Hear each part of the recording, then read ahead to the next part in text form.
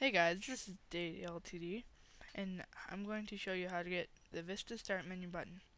And this is, believe it or not, a Windows XP. You want to go to leesoft.com, then you get a simple menu. I'll talk about these later in maybe a different video, but we want to click on this one today. Now, you click the download button for you geniuses out there, and once you have downloaded it, you want to save it to a folder. It's going to look like that, and just click it. And your start menu button is going to change to the one that I have now. Simple as that. It's clean and it's fast.